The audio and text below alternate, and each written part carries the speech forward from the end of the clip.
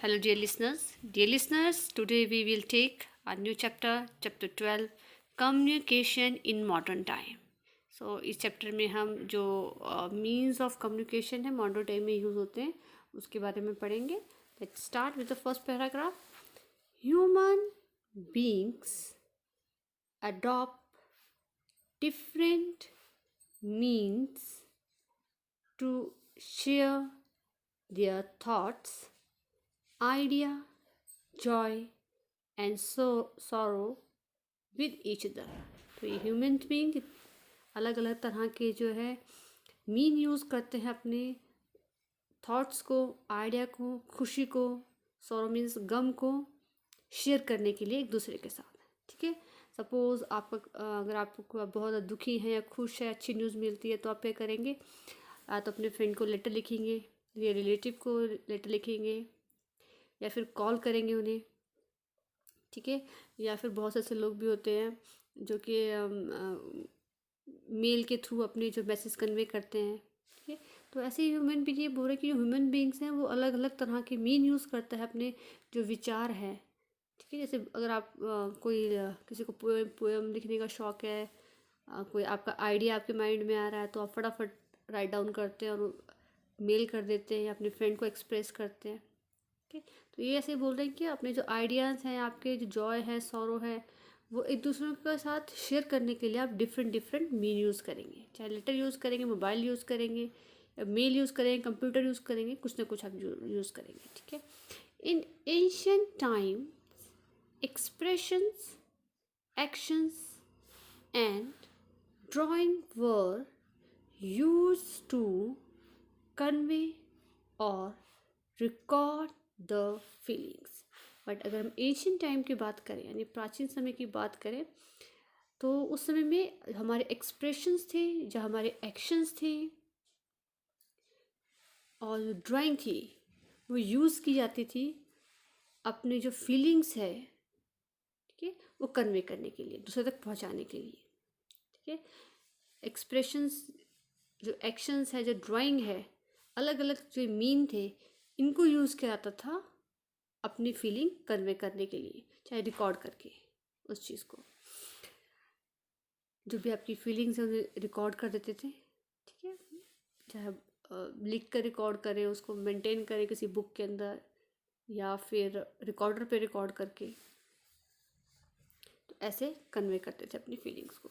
In some parts of the world, but कुछ world के कुछ हिस्सों में क्या होता था, messages were conveyed by drum beating beats और स्मोक सिग्नल. पर बहुत सी ऐसी जगहें भी थी एशियन टाइम में कि अपना जो मैसेज वो कैसे कन्वे करते थे, ड्रम बीट करके और स्मोक सिग्नल के थ्रू.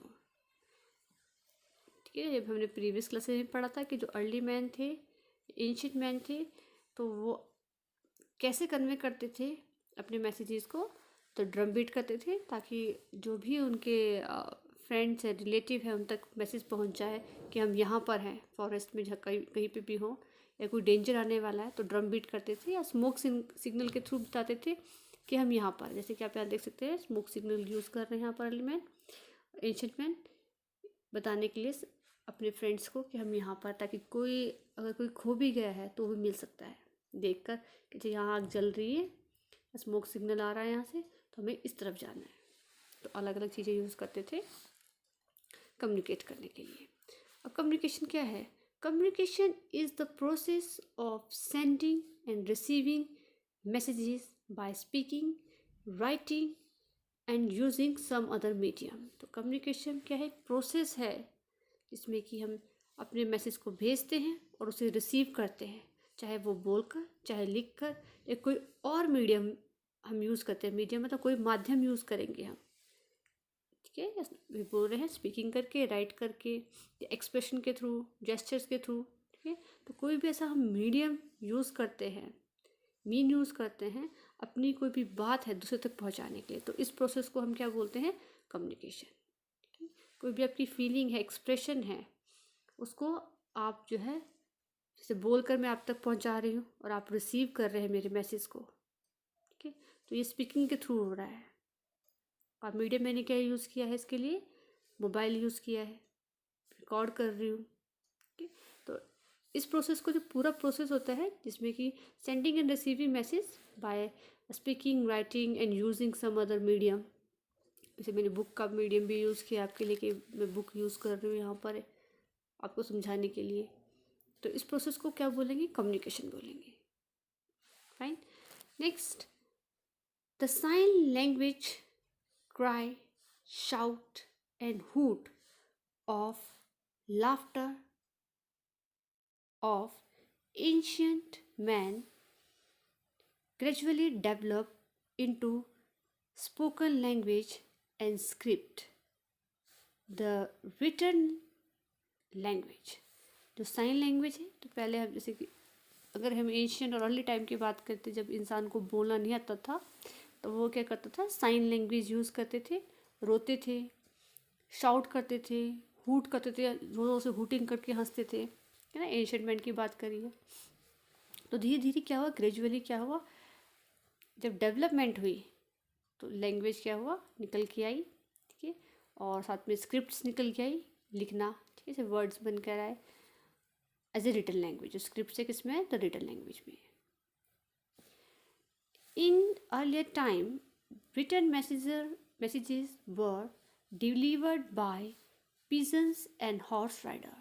और earlier time में क्या होता था, जब थोड़ा सा डेवलपमेंट हुई तो उस समय के बाद क्या हो, जो रिटन मैसेजेस थे वो कैसे डिलीवर होते थे, या तो पिजन लेके जाता था या हॉर्स राइडर जो है मैसेज को वन प्लेस टू अनदर लेके जाते थे।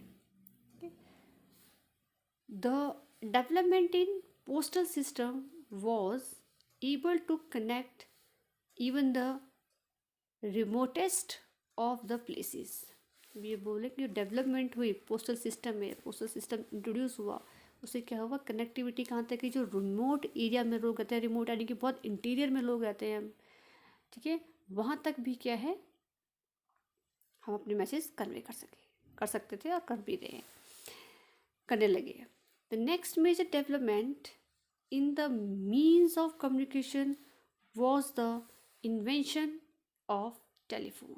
और जो नेक्स्ट डेवलपमेंट हुई, ठीक है, मैसेज कन्वे करने के लिए, कम्युनिकेशन के लिए, वो क्या थी, इन्वेंशन किसकी हुई, टेलीफोन की, ठीक है। पहले तो यहाँ बोल रहे हैं कि पिजन और हॉर्स के थ्रू जाते थे, फिर पोस्टल सिस्टम आया, डाक के थ्रू यानी कि लेटर्स के थ्रू, हमारे तो लेटर है एक इंटीरियर प्लेस तक पहुँच रहे हैं। फिर अब उसके बाद और डेवलपमेंट में क्या हुआ, कम्युनिकेट करने के लिए किसकी इन्वेंशन हो गई, टेलीफोन की, ठीक है। तो अब कहीं भी बैठकर आप टेलीफोन पे अपने फ्रेंड और रिलेटिव से बात कर सकते थे। It was a wonderful mean of two way communication. और सबसे अच्छा मीन था किसके लिए, टू वे कम्युनिकेशन मीन, सबसे best two way communication mean किसे बोला गया, टेलीफोन को। Telephone is still the most popular method of communication.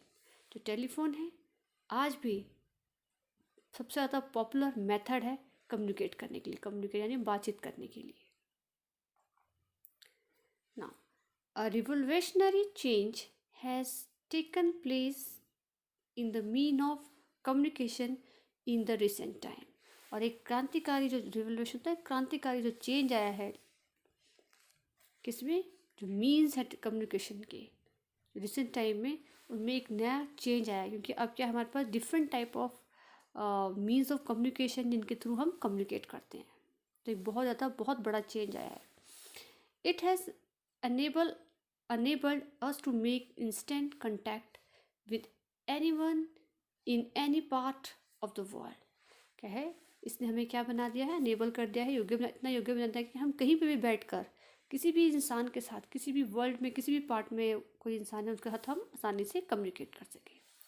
और उसका एग्जांपल क्या है, तो mobile phones and the internet है reach east and every part of the world. जो मोबाइल फ़ोन है और जो इंटरनेट है वो कहाँ कहाँ तक पहुँच गया है, हर पार्ट तक। आप देखते हैं कि इस पेंडेमिक में भी सबसे ज़्यादा अच्छा रोल कौन प्ले कर रहा है, हमारे मोबाइल फ़ोन और इंटरनेट के थ्रू जो है आज भी आपको क्लासेस दी जा रही हैं, ठीक है। हम बाहर नहीं निकल पा रहे हैं, बट ये जो हमारे मोबाइल्स हैं, जो इंटरनेट है, इसकी हेल्प से हम क्या कर रहे हैं, एक दूसरे के साथ कनेक्ट में हैं, कनेक्शन में है। इसके थ्रू क्या है, हम एक दूसरे के साथ एक दूसरे को मैसेज पहुंचा रहे हैं। ओके, तो ये जो है बहुत इम्पोर्टेंट रोल प्ले कर रहा है कम्युनिकेट करने में। ठीक है, कम्युनिकेशन करने यानी कि मैं आपको मैसेज भेज रही हूँ, आप रिसीव कर रहे हैं, फिर हमको इन्फॉर्मेशन आपको देते हैं, फिर वो आप सुनते हैं, फिर उस पर एक्शन होता है, फिर आप हमारे साथ कम्युनिकेट करते हैं। So dear student, that's all for the day. Tomorrow we will discuss, or I will take the next paragraph of this chapter. What will you do? You will read this paragraph. Thank you and have a nice day.